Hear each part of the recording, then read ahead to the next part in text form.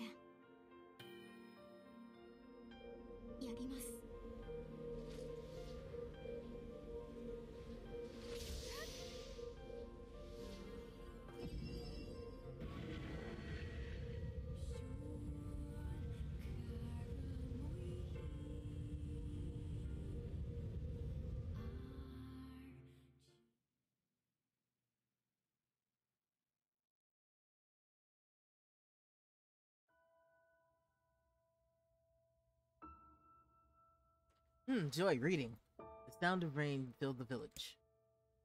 Steep cliffs that surrounded the area magnified the sound, causing even the lightest drizzle to rattle like a thunderstorm.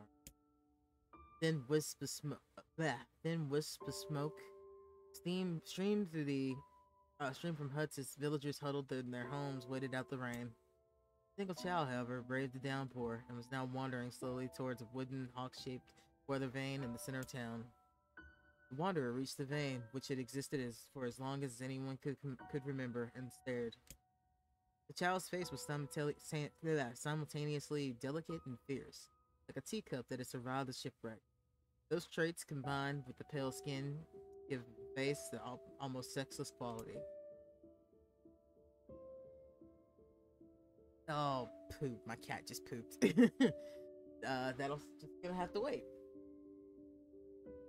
It'll be dealt with later. So I'm gonna have to deal with it now. God damn it. Alright. I will restart this. So I might as well finish reading the part, I guess. The child's face was simultaneously delicate and fierce like a teacup, and that had survived the shipwreck. Those traits combined with the pale white skin to give the face an almost sexless quality. If the beak turned east, I'll go home. If it stays west, then I'll. The child blinked. The rain slowly dripped down the young one's short hair, and it began its long descent into the ground. Come on. Come on! The child felt a slight breeze and watched as the vein slowly creaked to life. Spinning this way and that for a moment, and finally settling with his beak pointing firmly towards the east. East? Really? Before the vein could move again, a jagged rock came spinning and tumbled through the air, striking home against the child's head. The force of the blow dropped the child to the ground as the hail of stones began to fall all around. Oh no, they found me. A heart-breaking smile crept across the child's face as the stones continued their assault. Through the rain, the sound of multiple footsteps grew louder before a voice rang out. Yoo-hoo, Kaine! Voice belonged to Demo, the worst of all the bullies in the area. As Kaine struggled to stand, final stone came skittering through the mud and bounced against her foot. Blood oozed from a cut above her eye, and her vision blurred her vision, but she could make out the shape of Demo and its usual gang of idiots. The voice seemed taken back for a moment by Kaine's seeming indifference to the blood dripping from her face. He quickly regained his bravado. What's up, freak? You like the rain? You like getting wet? All wet? Or did you finally decide to run away from home? Though she knew it was futile, Kaine turned to leave. Before she could get more than a few steps, the other children scrambled around her, cruelty burning in their eyes. Kaine knew that those were not the only eyes on her. The tormentor's parents watched from the safety of their homes. She was attuned to this sensation. It was one she had experienced many times before.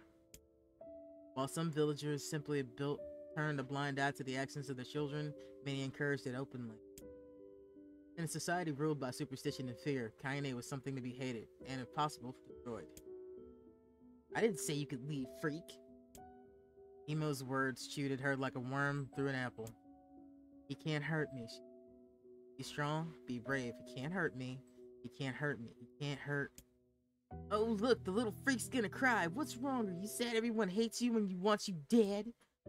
Kaine prayed for the rain to flood down and carry her from a world that seemed to have no place for her. But if there were gods, they chose to ignore her. And Demo, ever closer, stuck on my cord. Demo crept ever closer. The clouds began to thin, and the rain slowed. Even the weather hates me. I'm useless, a failure. I wish Demo's rock had taken my head off. Kaine couldn't meet Demo's leering gaze. She lowered her eyes and stared at the mud on the ground below. The bully moved forward until he was inches away. She could smell the scent of old meat on his breath.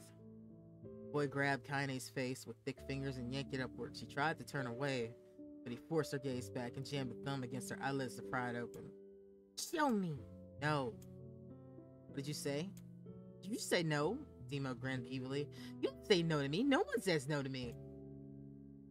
Not even taking his attention off Kaine, he called his cohorts. Come on, guys, let's give the freak what she deserves. As soon as Demo finished, kicks and blows began to rain down upon Kaine. Demo paused, still grinning. Kaine curled into a ball and tried to make the pain stop. I don't get you, freak. What you acting like a girl for, huh? Everyone knows what you really are. Kaine ignored the question, choosing instead to stare in the weather vane. Continued to point east, as if supremely confident about the future that chose for her. Go home? Yeah, that's a funny joke for someone with dead parents in a home to go to. Freak! Chanted the children. Freak! Freak! Freak! Kaine closed her eyes and listened to the rain, waiting for the pain to start again. As the clutching hands of the village children closed around her, she bent her mind to the sound of rain, letting it become her entire world. Her world entire. The rain fell, but the pain never came. Only when the laughter of her tormentors turned to terrified cries, she dared open a single blood-caked eye.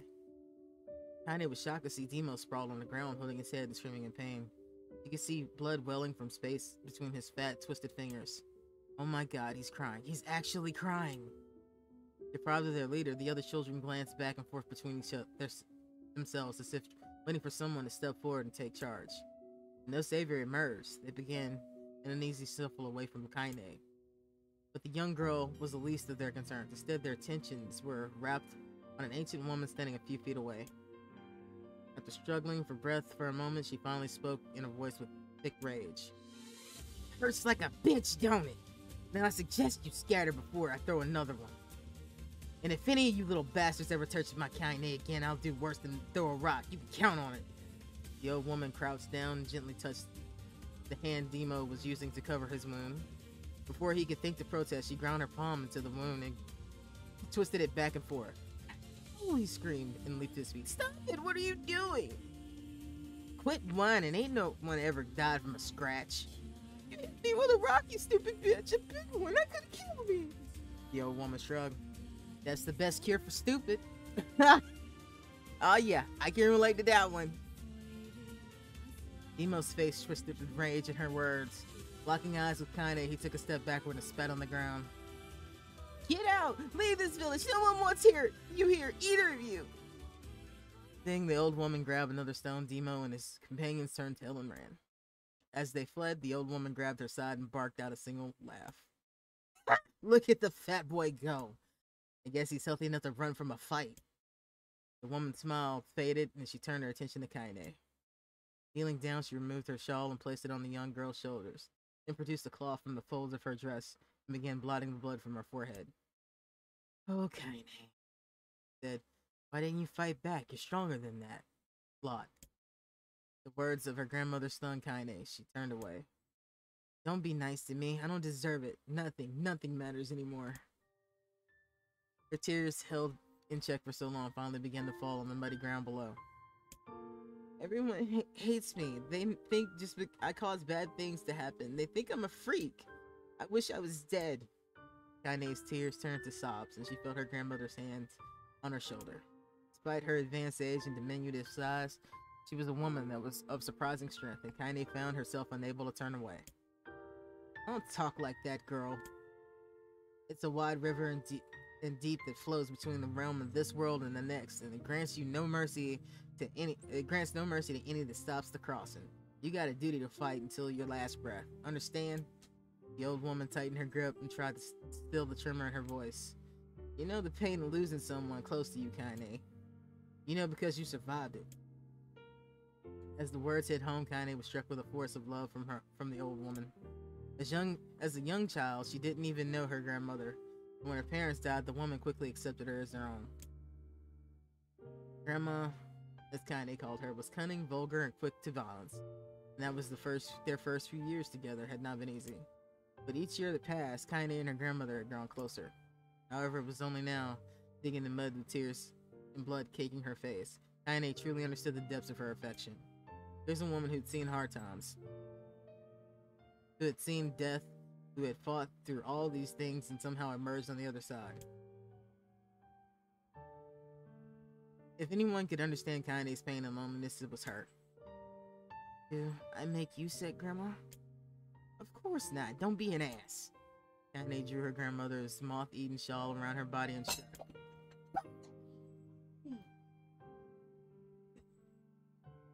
My cat is such a little shit. She's just determined to knock anything over she can today.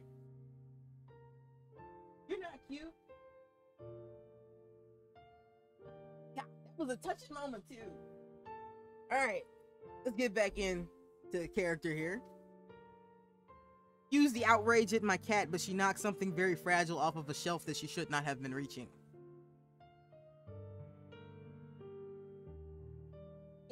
I want you.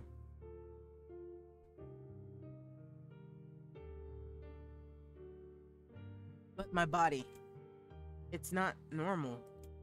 If it was normal, then Mom and Dad wouldn't. Hush, interrupted Grandma. I'll not hear another word of this nonsense.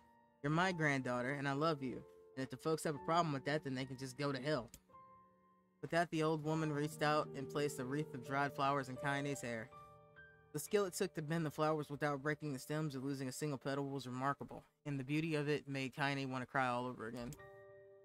Oh my gosh, these are lunar tears! Grandma, you made this for me? Lunar tears were legendary flowers. Most people could live their entire lives without ever seeing one, and yet her grandmother had somehow collected a dozen or more. Kaine reached up and touched the wreath as if she couldn't believe it was real. Where did you find these? Just stumbled upon them when I was out doing some shopping. The old woman turned away as she spoke, leading Kaine to suspect the search had been much more difficult than she was letting on. The pain she took to construct the ornament, let alone track down the flowers used in its construction, made Kaine's heart hurt. She reached up and gently adjusted the wreath, admiring the way it felt between her fingers. It didn't quite turn out right, her grandmother said as she squinted at it. These old hands have trouble with delicate work. It sure looks good on a pretty little girl like you. Kaine blushed and turned away. You think I'm pretty? Of course you are. What a foolish thing to say. Thank you, Grandma. Her grandmother smiled. We're gonna be fine, you and me, she said. As long as we got each other, we'll be fine. Kaine took her grandmother's hand in hers, and the two of them struggled to their feet. As they began to walk home, Kaine gripping the hand with all her might, as if to stop the smoke from drifting away in the wind. The rain had stopped. Kaine stood beneath the weather vane and watched it spin lazily in circles, no longer caring the direction it was facing when it stopped. I don't need to escape. I have a home now. Grandma loves me, and that's enough. Even if it's us against the world. Kaine let her gaze drift up past the van and into the clouded sky. The last faint hints of a rainbow were slowly fading. She turned and headed for home. The light scattered into a million particles and vanished, seemingly taken away on the breeze.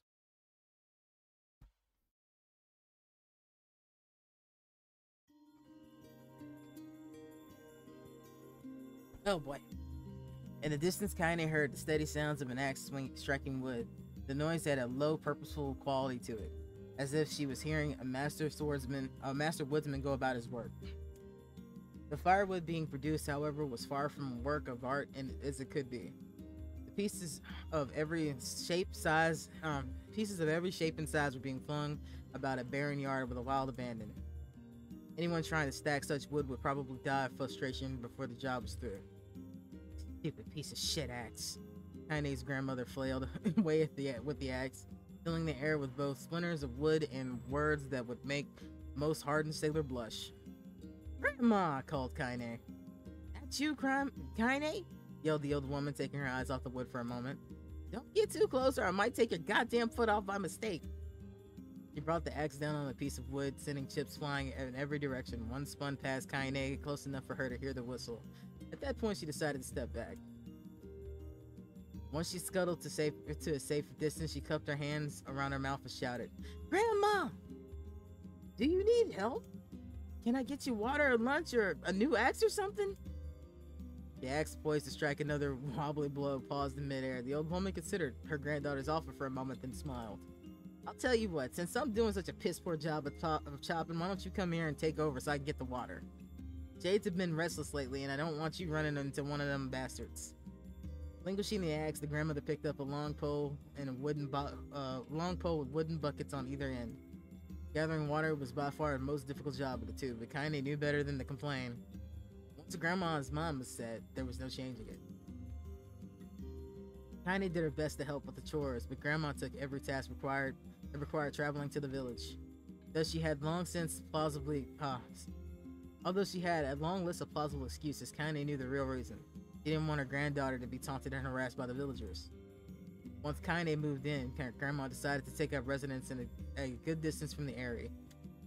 Out of sight, out of mind seemed to be the best policy when it came to the villagers and her granddaughter. It was rare these days when any but the two of them could be found on the rocky acre of land they called home.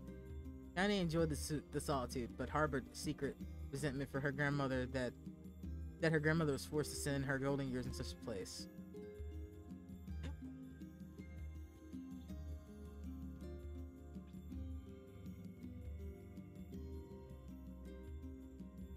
Let's see what my cat's doing.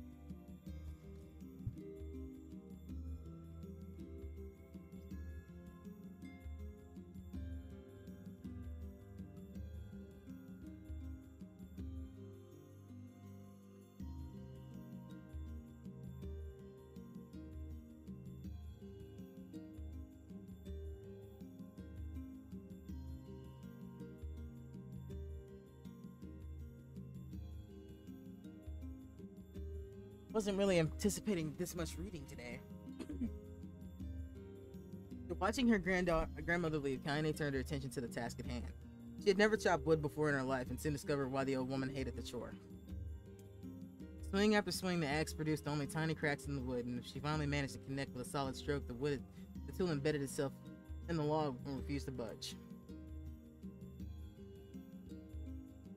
Frustrated, Kaine swung the axe around her head and threw it, and log and all, across the yard. Damn it, crap! Suddenly she understood the joy that her grandmother felt in such a good curse. Happier now, she picked up the axe, forced it from the wood, and resumed chopping. She had a natural skill with a blade, but the task was challenging, and blisters soon began to form on her small pink hands. This is tough, and my logs are all weird sizes. Spitting on the palms and ignoring the pain, Kaine redoubled her efforts. Just as she was developing a rhythm, Grandma returned from the village. Setting down her bucket with a small sigh, she took one of the logs and puffed and wheezed a laugh. Pretty clumsy, girl. You better practice it if you... Her grandmother suddenly collapsed to her knees, causing the buckets to wobble precariously. Wide-eyed, Kaine dropped the axe and ran to her grandmother's side. Grandma! The old woman shook her head and pointed a trembling hand to the bucket. Get the buckets! Can't let it spill! Kaine steadied the buckets with a foot as she knelt by her grandmother. A small bit of water sloshed over the side and made a new home in the hem of her dress. But Kaine didn't notice. Grandma? Grandma, what's happening? Crazed with panic, she grabbed her grandmother by the shoulders and shook her. After a moment, the woman lifted her arms and batted Kaine away. Stop that! Just stop! She cried, breathing heavily. Ain't like I'm dying. Just tired from the trip is all. Kaine desperately wanted to believe her. One look at the old woman's hands shaking and worn face told her more than words ever could. Her grandmother had lived a long, hard life, and it seemed the bill was finally coming due. The time when her grandmother watched over Kaine was ending, and sooner than either of them had feared, the positions would be reversed. The next morning, Kaine came to the side of her grandmother's bed and took her wrinkled hand. "Grandma, you're sick. You need medicine. I'm going to the village." The old woman shook her head and tried to rise, but Kaine gently pushed her down. "It's all right. I'll be fine." Her grandmother fixed her with a gaze that could melt steel. For what seemed like an eternity, she finally lowered her eyes and sighed. "I don't like it, goddammit. But I guess I should quit being so stubborn and let you grow up." The old woman watched Kaine strap her boots and make her way down the road to the village. Hours later, as an unseen sun made its way across a dark and rainy sky, she was still watching. Kaine moved at a brisk pace, checking her pockets every few minutes to make sure the money her grandmother gave her was still there. Every noise caused her to spin on her heel and make sure she wasn't being stalked by a shade or worse, Emo and his gang. But she encountered neither tormentors or shades, and Kaine finally found herself at the entrance of the village. Few adults could see she could see glance sideways at her, then mutter to each other behind raised hands before slinking into the shadows. Her heart racing, Kaine took a series of rapid, slow breaths, but trying to calm herself. "I have to prove myself. I have to help Grandma. I have to be strong." She chanted those words to herself over and over as she slowly made her way.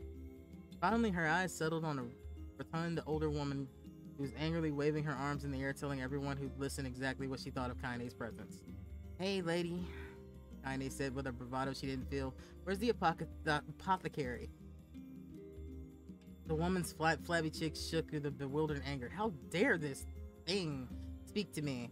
they seemed to say, but Kaine saw her eyes held a different emotion, fear. "Yeah, we're both scared, lady. Trust me on this one." "Which way?" Kaine repeated.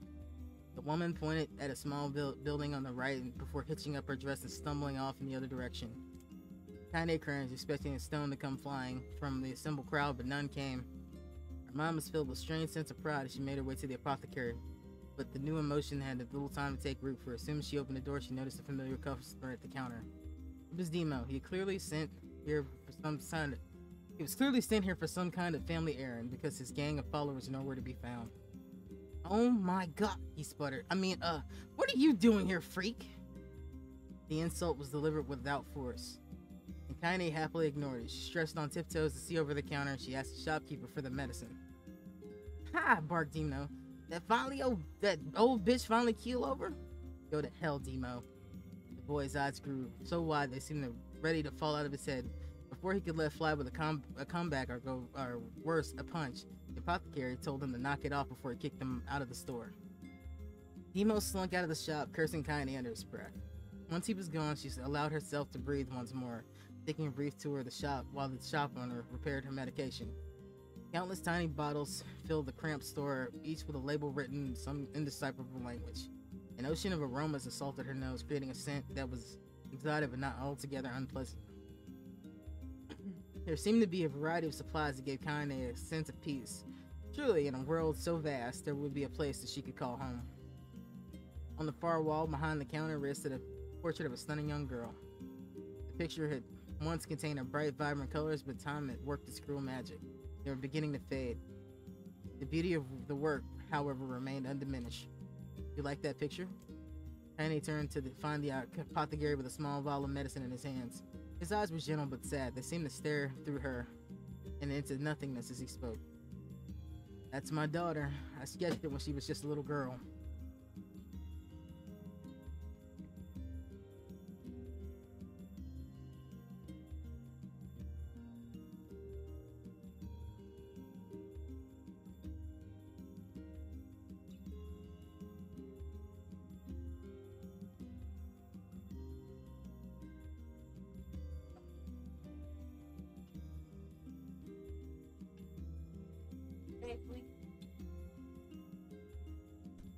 God, you are a menace today.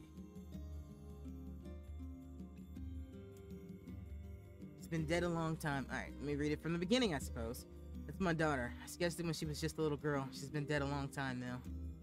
Kaine didn't know how to respond. She just stared at the portrait and tried to come up with the right words. Pictures are wonderful things, continued the shopkeeper. They let the ones closest to you live on forever. He shook his head slightly, then looked down at Kaine and smiled. Handing her the medicine, he reached into his sizable green apron and produced a handful of old wax crayons. You should have these. There's no one left that I wish to draw.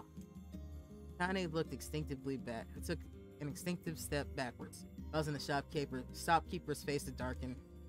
Yes, I've heard the rumors about you, he said. It's a small village and word travels quickly.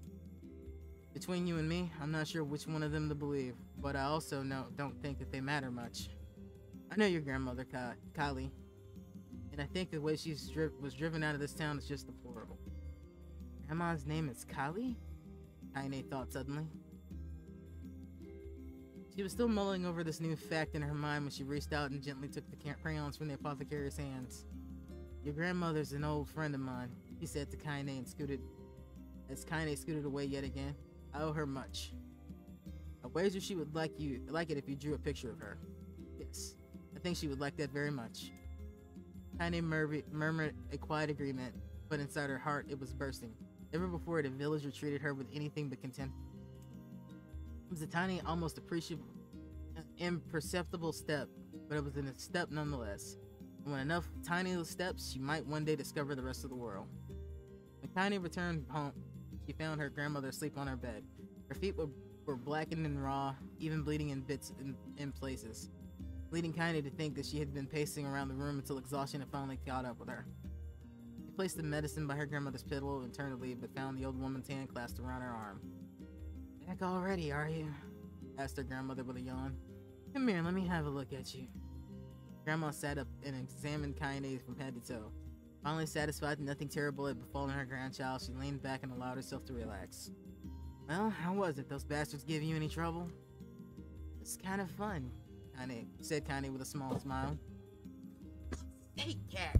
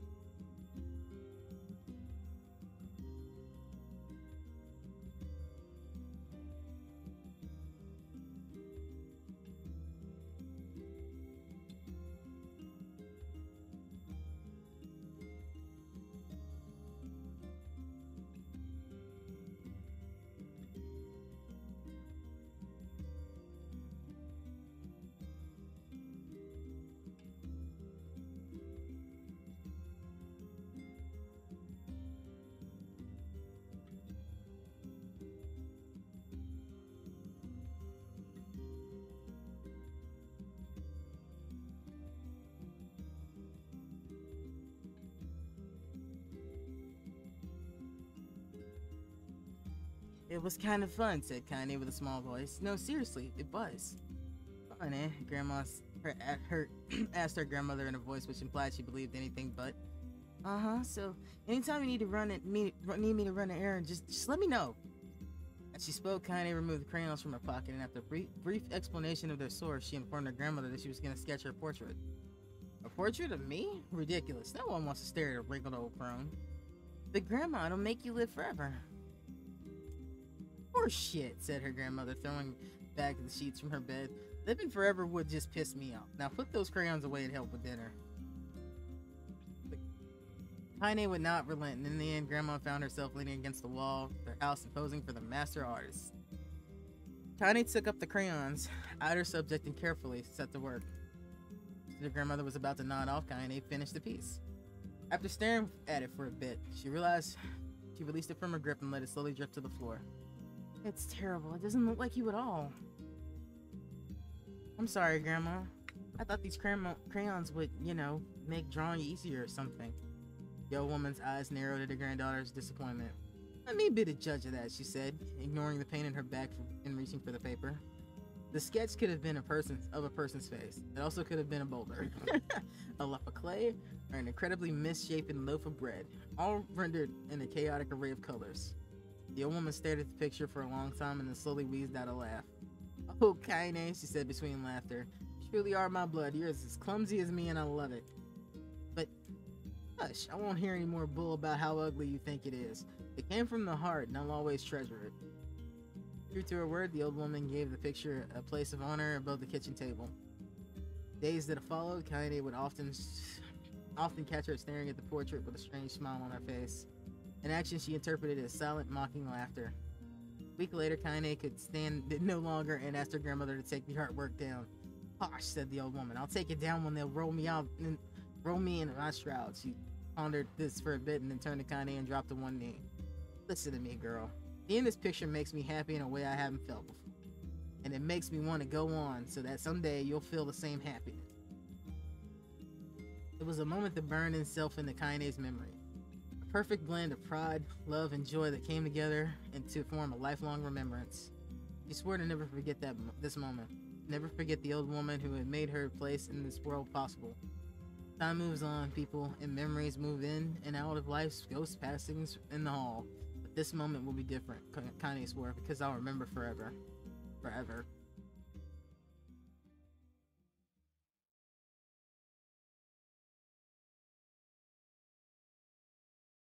Kaine listened to the sound of the crackling firewood as it started and stared into the black object on her plate. She had been pushing it around in the wooden disc for a good 10 minutes, ignoring the bemused stare of her grandmother. Finally, she summoned the courage to have an object gave the object a brief sniff. A sharp, bitter scent flew up her nostrils and made its home there, causing her face to twist in disgust. Grandma, I can't believe you want me to eat a bug. The old woman threw some more wood under the cooking pot and snorted. It's no bug, you fool girl, it's a berry. Why the hell would I be feeding you bugs? Yeah, well, this sure looks like a bug, Kaine said, and I think it's a burn or something because it smells terrible. With that, Kaine held her nose and threw the berry in her mouth, chewing it as little as possible. Oh yeah, that's terrible, alright. Why, you little brat. Look at the sass on you, and you've been spending too much time with me. And that's a fact. 5 years had passed since the moment Kaine's grandmother saved her from the bullies. It is often the way with two stubborn people, their relationship had grown its fits and starts, but it moved forward all the same. Meals used to be a somber affair and now filled with laughter and hurls of abuse of equal measure. Kaine could not remember a time she had been happier. As the years went by, Kaine started to shoulder more and more of the daily responsibility. Her grandmother's legs grew weaker by the day, and she could no longer do many of the chores she used to take for granted. Until this morning, Kaine found Kaine lacing up her work boots with breakfast, burned berry rolling through her belly. Where are you going today, Grandma? I asked Grandma suddenly. Kaine looked up with surprise. The old woman rarely asked for specifics anymore. I was gonna check on the Kelma trees and see if they were ripe. I thought I could make some jam or something. Oh, and I'm gonna pick some of those flagstones. I need to take the wheelbarrow. Flagstones? What the hell for? Kaine stared at her grandmother and held out her arms and swept at their home. Constructed mostly of cloth, rope, and rubble, the old place sagged like a boxer in the final rounds. Grandma, a dying cat could chew through this house. I'm gonna build a stone wall so we have some protection. The old woman laughed, exposing her toothless grin to the world. Goddamn girl, if a bunch of thieves want to ransack this old place, let them come. We got nothing worth stealing anyway. I'm not worried about thieves, I'm worried about shades. People saw some west of the village yesterday. The old woman tilted her head and stared at her granddaughter. Well, shoot, I don't know why you would have to do it today. We can worry about that some other. Grandma, no. If I don't get to the kelpa trees, we won't eat tonight. You know that. A confused expression passed across the old woman's face. For a moment, she was a small child lost at a carnival. Yes, she said after a bit.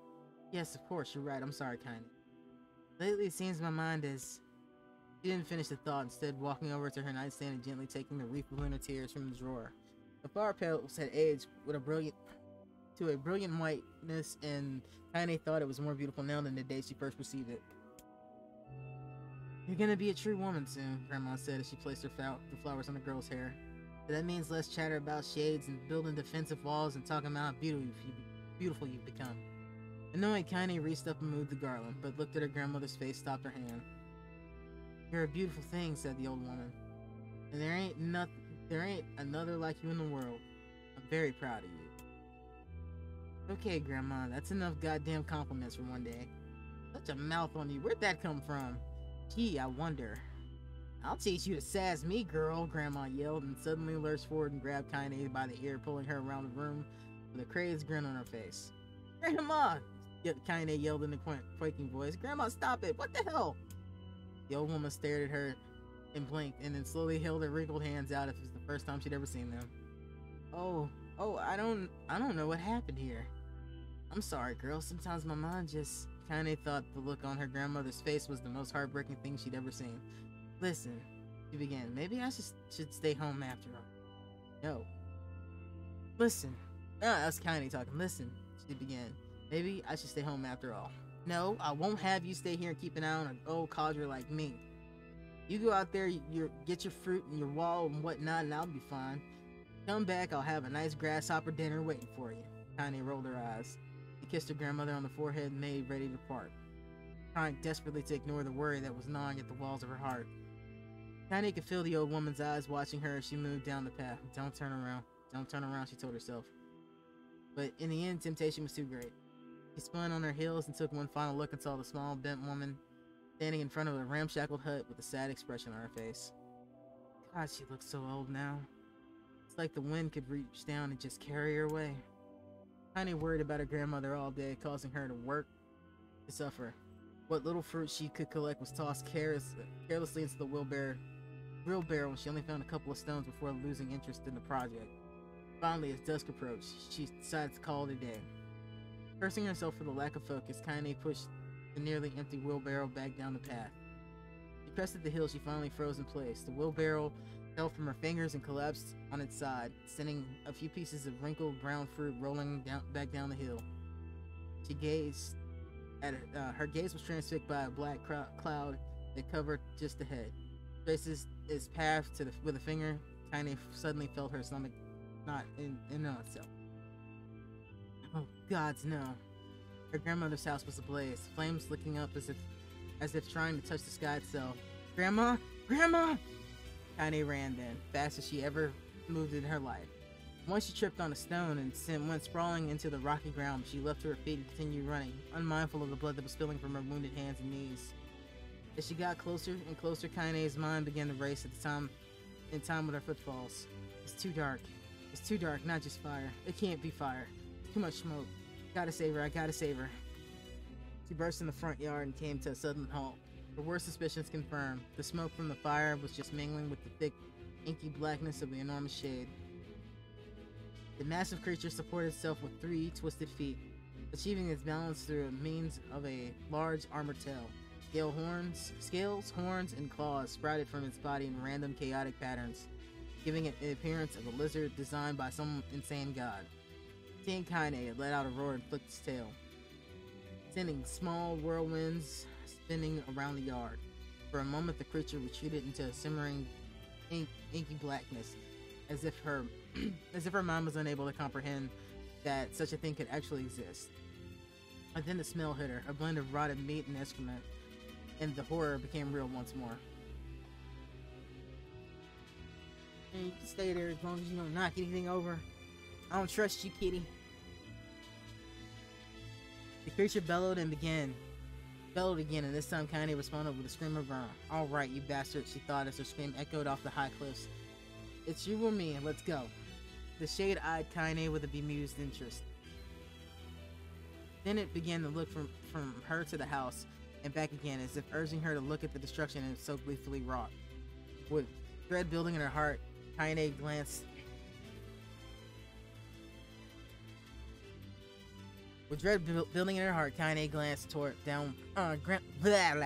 Kaine glanced towards the house.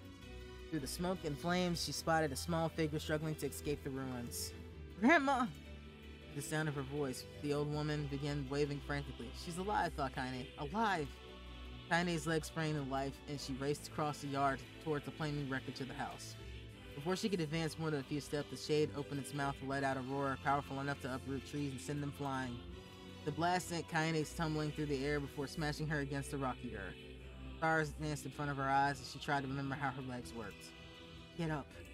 Get up! Get up! Get up! Get up! Get up now! As Kaine struggled to her feet, the shade stomped towards the house, pinning her grandma to the ground with one tip of a claw. The old woman struggled to move and the claw from her stomach. She might as well have been pushing on a mountain. She coughed briefly, sending a small spray of blood into the air, and then collapsed to the ground, her energy spent. Kaine lurched to her feet, only to fall back to the earth with a gasp. Her ankles were on fire, one of them or both, surely broken. Ignoring the pain and screaming through her body, she began to drag herself across the ground, leaving a drunken trail of dust and blood in her wake. Grandma, hold on, just a little longer. Her grandmother's face was turning blue, her eyes rolled back until only the whites were exposed. Kaine pulled herself across the ground with maddening slowness, the distance seeming to increase with every second that passed. The shade glanced between the two women and flicked its tongue out, the giant mouth turning up at the corners. A short, panting breath belched from somewhere deep inside its core. Bastard, laughing at us. He had no idea how much such a mindless creature could experience emotion. There was no doubt that the shade was taking joy in their suffering. Yeah, I see your pain. Plan. The shade moved its claw tightly, allowing Grandma to breathe again. It was clearly keeping her alive, only to snuff out her life when Kaine was close enough to touch her. It's gonna kill us. I'm gonna kill this bastard. Summoning all her strength, Kaine rose to her feet.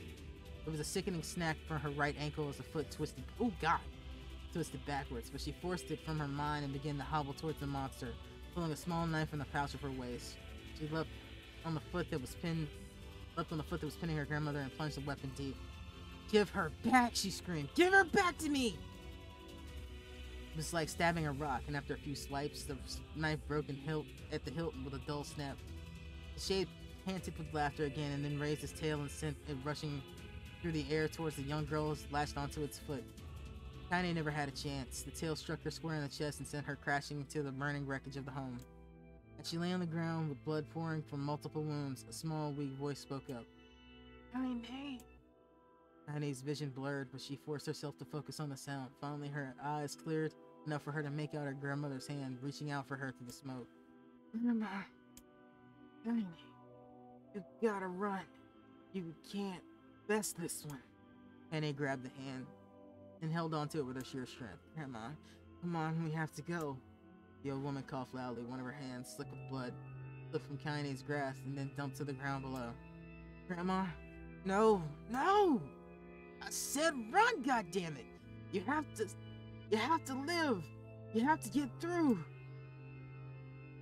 And the thought would stay unfinished, forever unfinished. Before she could say another word, the shade's claw's foot descended, smashing the remains of the roof down upon the shattered figures of the old woman. Blood oozed from the grasp of the creature's toes, and the terrible, putrid smell assaulted Kaine's nose once again.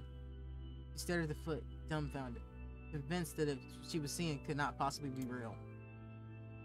When the creature finally lifted its appendage, all that remained underneath was a twisted, unrecognizable mass of rubble and red. Her grandmother was gone.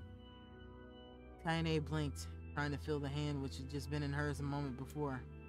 For a fleeting instant, she could remember the warmth of her embrace, trembling of the fingers, but then the sensation drifted away on the breeze and was gone.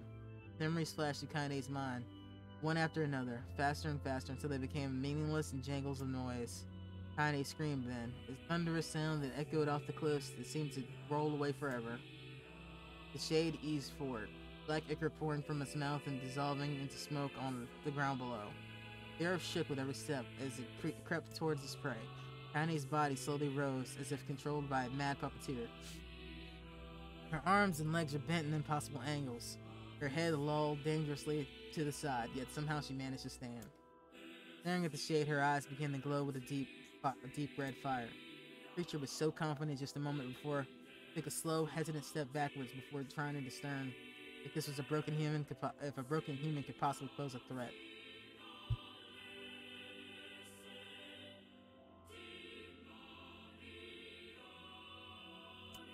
Kaine seized the moment. Laughing like a mad woman, she leapt through the air and plunged the shattered hilt of her knife deep into the leg of the shade. The shade shook off Kaine like a fly, sending her crashing to the earth once. Her chest rose and fell, slowly, as if a great weight were resting on it. Moist sounds of pain echoed through her mind. Something warm and thick oozed from her ears. That blood? I think it is. I think I'm bleeding to death. No. Can't die. Grandma told me to live. Deep inside Kaine's mind, something finally broke. The sound of the pain, the smoke, the flames, all of it faded away until all that remained was a single incantation repeated over and over again. Kill it. Kill it. Kill it. Kill it, kill it, kill it, kill it, kill it. Kill it, kill it, kill it, kill it, kill it, kill it, kill it, kill it, kill it, kill it. Kill it now. As the spark that was Kaine slowly began to flicker and die, she felt her desire to kill and her desire to live blend into once.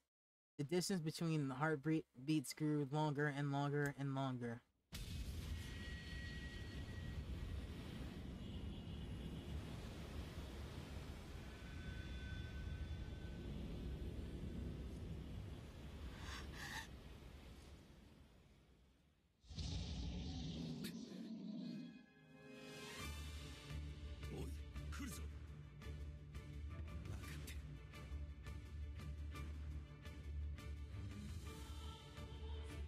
Back again!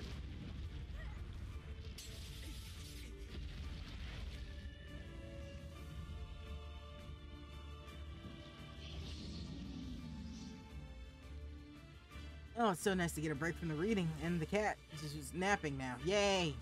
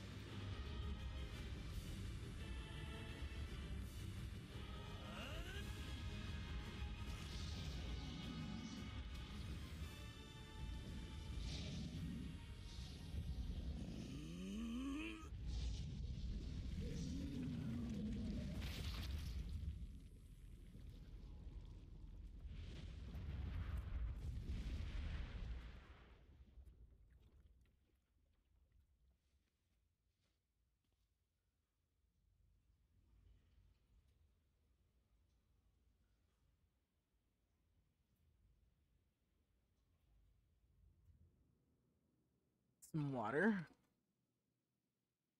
Fun times. Gently, weakly, softly. The shade, sure his tormentor was dead, turned to stomp off towards the horizon, stopping along the way to bellow one final roar. Shame beyond imagining, Kaine tried to force her head to look to the side, but only succeeded in coughing a huge gout of blood. It was getting difficult to see, and only after a moment of fierce concentration did she realize that her left eye was gone. Laughing to herself, she turned remaining eye to the ruins of her home and noticed a ragged stump of arm resting a few feet away. Yeah, it's mine, she thought with a mad giggle.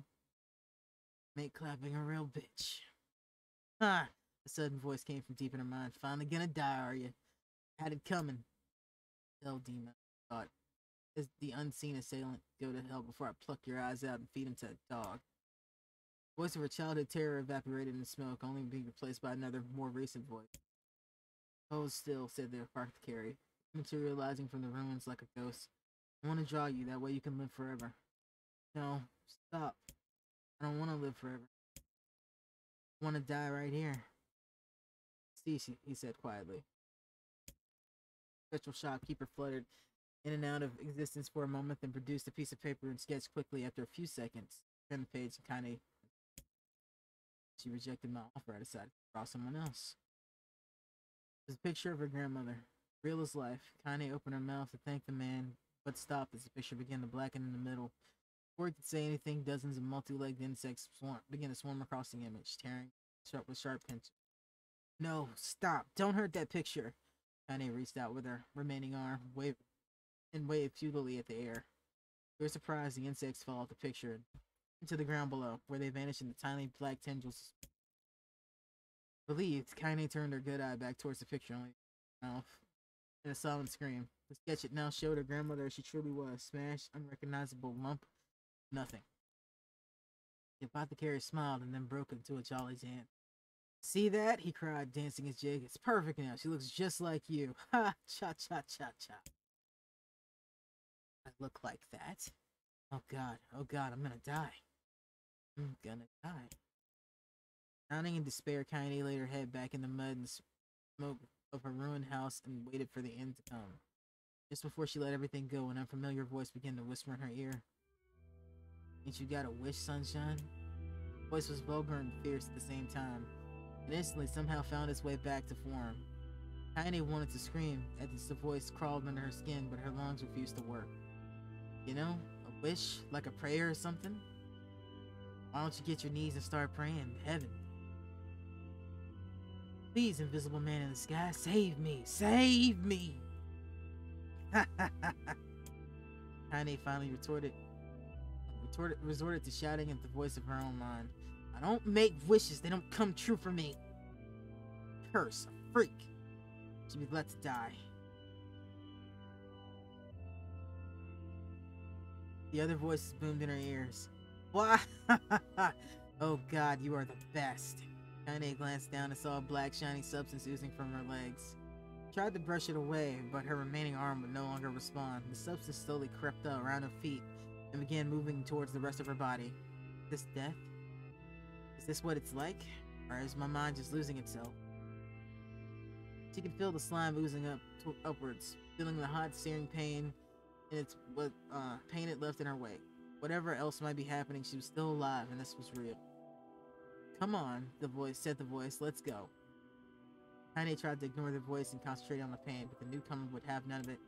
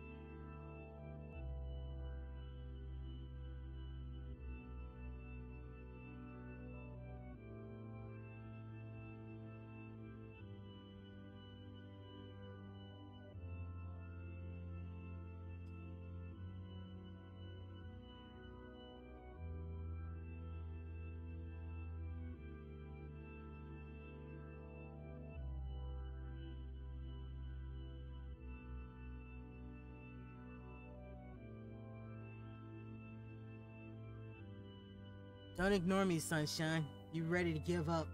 Ready to die, so why not let me have it? Have what? Your body. Come on, give it to me. Give it to me.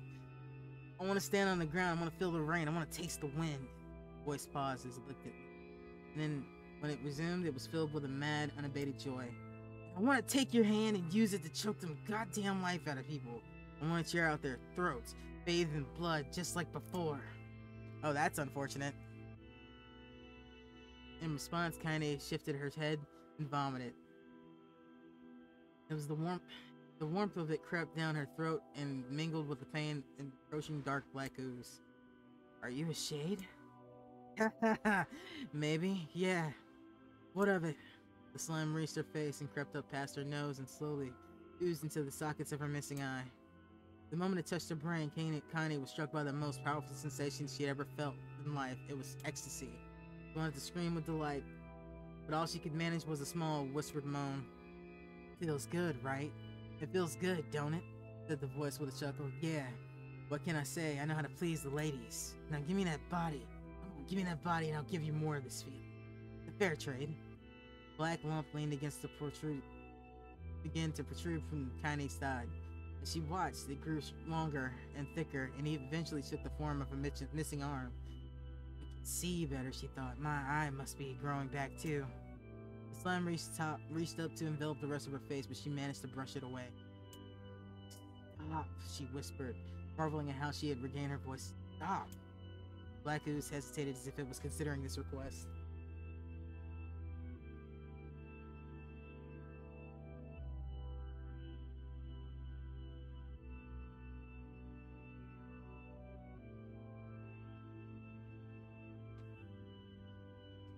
The Black Ooze hesitated as if considering this request, and then quickly shimmered down her body before disappearing into a cloud of smoke. What the hell, Sunshine? Screamed the voice. We had a deal. I thought you wanted to die. My grandma said, can't die yet. A brief image of her grandmother bloody, broken, and flashed before her eyes. She saw the shade that had killed her and heard the mocking laughter, and then closed her eyes and forced the image from her head. Her whole body quaked with rage, and as she opened her eyes again, it burned bright red. That thing took my grandmother, and I have to kill it before I die. Kaine glanced down and saw the mysterious pattern, a pattern of a shade burning itself into her left arm. I'll be damned, said the voice cheerfully. Look at that, Sunshine. I think you and me are gonna be good friends now. Kaine stared intently at her arm. The more emotionally she felt, the more the letter seemed to spread. The more the letter seemed ready to puncture her skin before infecting the rest of her body. The arm clearly had a will of its own now. Stop. Stop. She, holding her left arm in her right, Kaine took a deep breath and tried to calm herself. Come on, don't fight it, pleaded the voice. It's my favorite dish and I'm hungry. Go, feel the anger. Burn with the fire of revenge. Thirst for blood. Then go out there and... Shut up, and get the hell out of my body! Your body? Oh, that's rich, Sunshine. Real rich.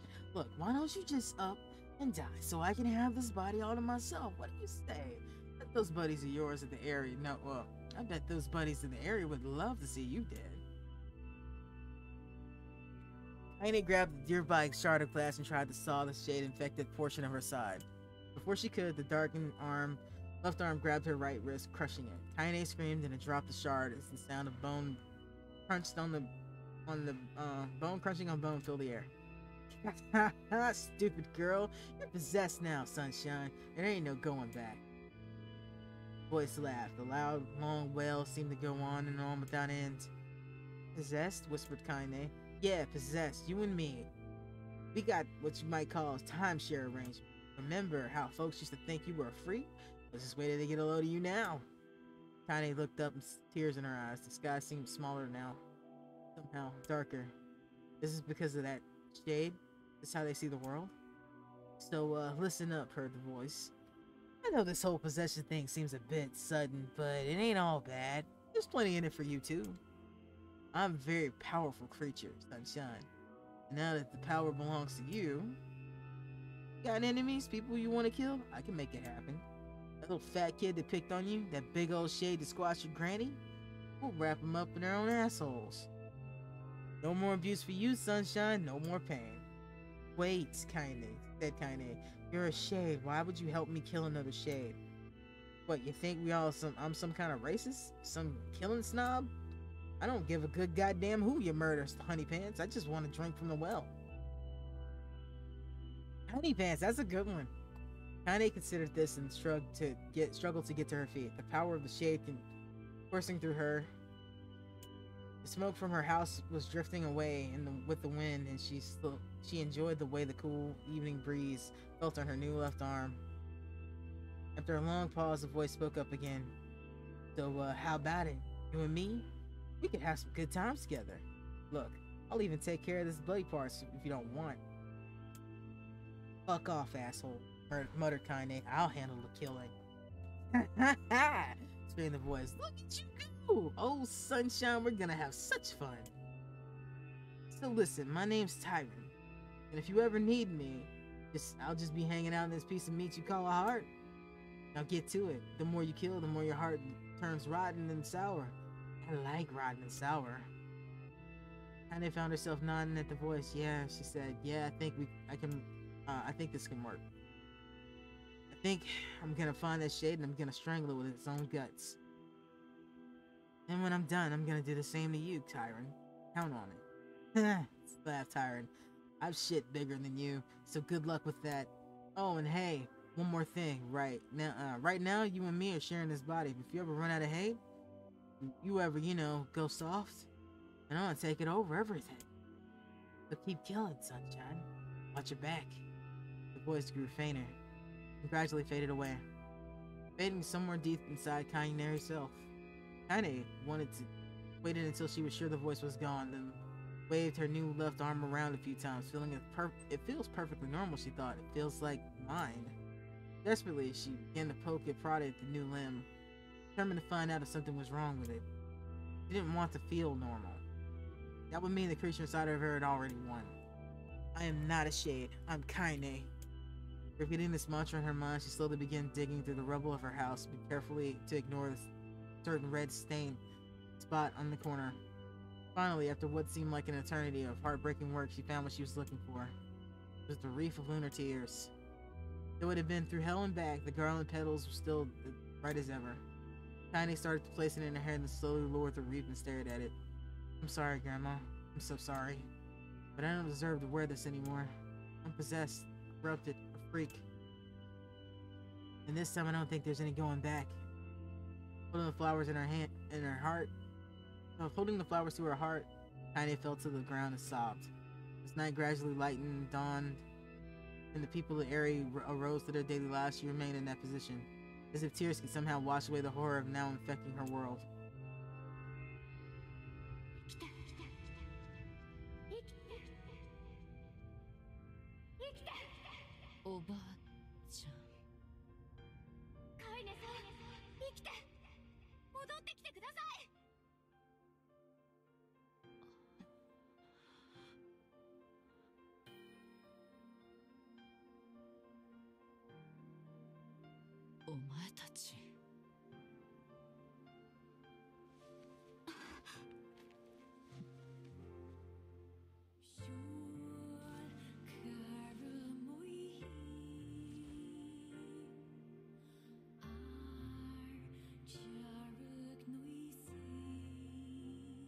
エミール、私を呼んでくれていたのはお前だな。僕のことわかるんですか？エミールはエミールだ。私は間違えぬ。カイネさん、ありがとう。おかえり、カイネ。ずいぶん立派になったな。どのくらい眠っていたんだ、私は。5年だよ。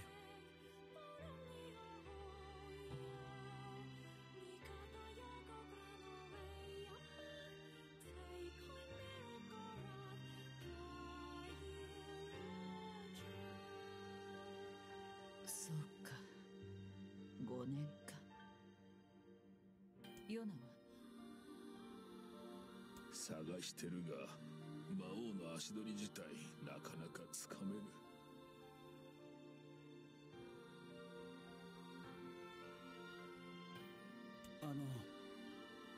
これ。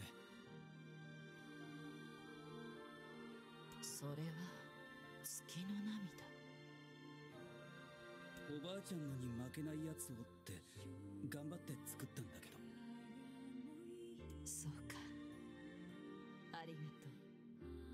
ありがとう。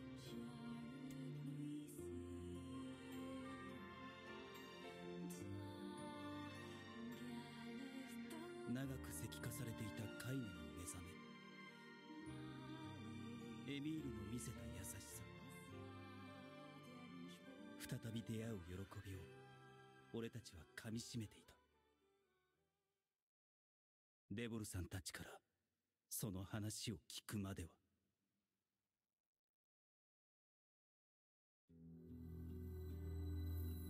なぜなんだ？どうしてなんだ？デボルさん、ポポルさん。分かってちょうだい。揉め事が起きて危害が及ぶのはあなたたち自身なのよ。でも大丈夫ですよ。僕らなら外で寝ますから。待てよ、おかしいだろ。己の身を犠牲にして村を救ったカイネとエミールがなんで村から追い出されなきゃならない。だって僕らこんなんだし、みんな怖がりますよね。あなたにそう思ってもらえるだけでもう十分ですね、カイネさん。私は外の方が慣れてる。そんな。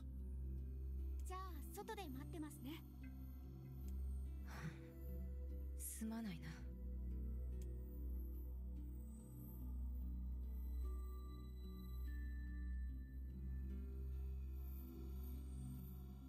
どうした？俺ちっとも気づかなかった。カイネがなぜ野宿していたかちっとも気づいてやれなかった。くそ。今日はもう休め。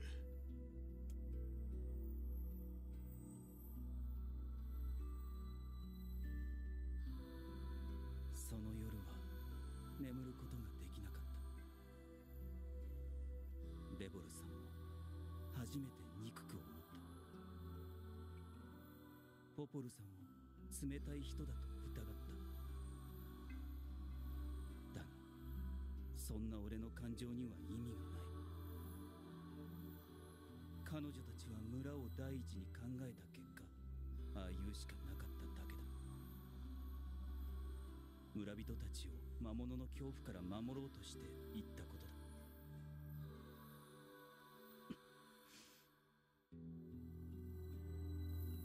レボルさんとポポルさんの罪を責めるなんてできない。カイネたちの立場を知ろうともしなかった。俺も同罪なんだから。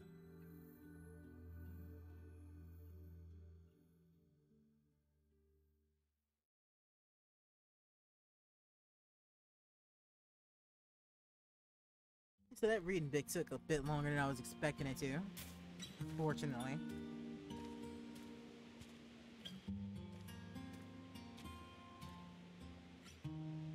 カイネとエミールに謝ろう。謝って、いや、謝ったって。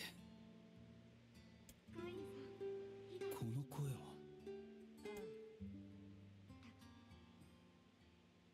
カイネさんとまたお話ができて僕嬉しいです。そうか、私もだ。カイネさんを助けるために僕頑張ったんですよ。一生懸命磨いてみたり、お湯をかけてみたり。お湯をかけたのか。は